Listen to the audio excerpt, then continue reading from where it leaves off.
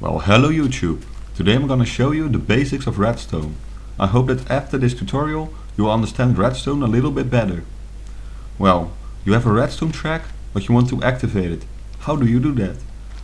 Well, for example, with a lever. A lever provides an input to the Redstone.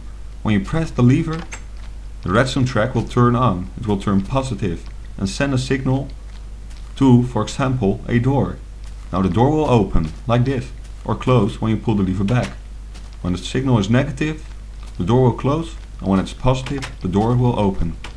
This is the same with, for example, a pressure plate. A pressure plate provides a signal to the door when you stand on it. And when you leave the pressure plate, the signal will turn off again, and in this case, close the door. You can do this as well with a button. A button provides a short input to the door. So, the signal will turn positive for a short time, and after that time turn negative again. Now that's the only difference between a button, a pressure plate and a lever. The button provides a short input which resets itself after some time. Well, the good thing about Redstone is that it can climb blocks. So for example, you have a Redstone track and you want it to go up. You can do this by placing a block and place the redstone on the block next.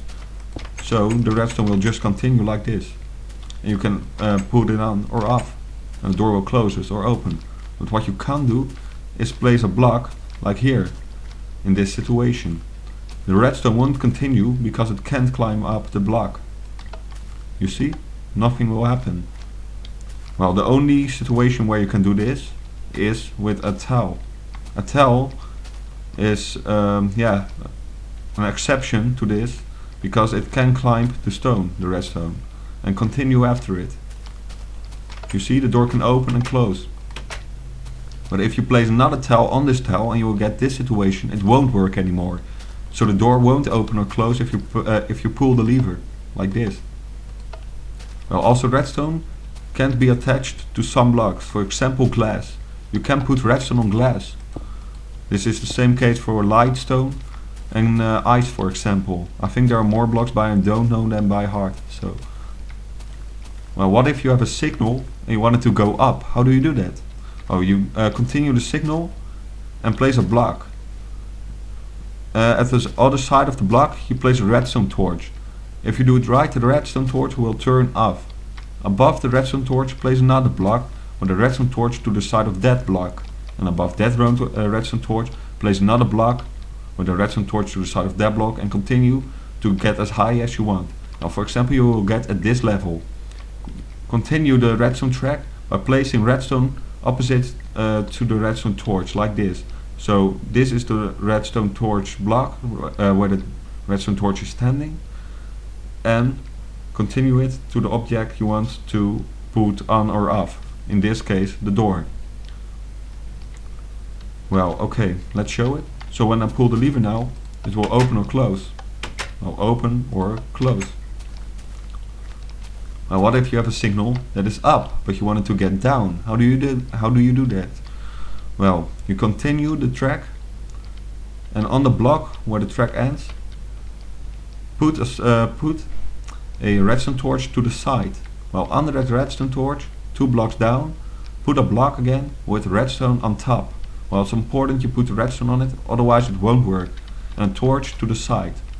And again, 2 blocks down, place a block with redstone on it and a torch to the side, and continue the track, well, to the output. Well, for example, the door. Well, now the door should open or close, as you can see. Well, what if you have a signal, but you don't want it to be negative or positive, but the other way around? For example, not negative, but positive. How do you do that? Well, you need to put an inverter in between. It's a block with a redstone torch opposite to the redstone, or to the side. You can also place it here or here. Well, as you can see, when I pull the lever, the torches will turn negative, as well does the redstone signal after it. It will also turn negative. So this is now negative and this is positive, or this is positive and this is negative. So that's how you invert a redstone track, from positive to negative, or all the way around. Well, as I said before, a button provides a short signal. Well, this is another thing. It's a memory cell. cell. It's a bit more complex. A memory cell remembers your action. So for example, when you press the button, this cell will remember it and put an output. That output is constant. So if you press a button, the output will stay constant. Well, it's a bit confusing, I think, right now, but I'll explain it a bit more, a bit more careful. For example, you press the button, and normally the door over there will open or close for a short time, and it will open or close automatically again. But now, because of the memory cell, it closes and it stays closed. Or the other way around, it opens and stay opened. Well, I will show you how to make a memory cell. You put a block with a torch to the side. Well, 2 to the front and 3 wide. You put a block with a torch to it at the same side as the redstone torch right here, so they are facing each other in some way. And then connect the blocks, as I will do now, like this. So to the side and to the torch of the other block. So from the torch to the other block to the side of this block. And do it right here too. So you get a circle, a square-like thing. Okay, but if you want this signal here to be negative, how do you do that? Well, you provide a signal to the block where the torch is burning. So for example here, when you now put here an input, like a button, and it will provide an input here, this torch will turn negative and this one will turn positive. You can only have an influence on the torch that is burning. So right now it is this one. So when you press the button, the signal will change. But when you press the button again, nothing will happen. So now you have to activate this one. Put an input to this block. So when you press the button, this torch will turn on and this one will turn off. Like this. And then you have to press this one again to have an influence. So pressing the button 2 times doesn't make anything happen. So for example, you can put a door right here. When you press the button, it will open or close and stay open or closed. Like this. And as I said, you can't press the button 2 times because then nothing will happen, as you can see now. Well, another great thing in Redstone is the AND gate. It's a gate that lets you only get an output if both levers or buttons are pressed.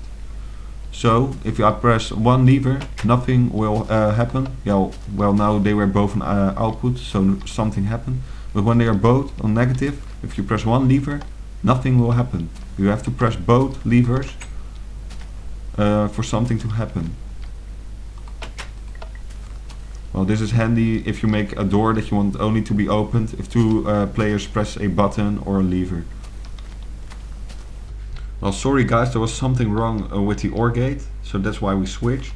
The OR gate, you should build it like this. You have 2 inputs, for example the blocks with a button, and the signal is transmitted to the side of a block. And as well, for the second input, also a block with a button and an input to the side of the block.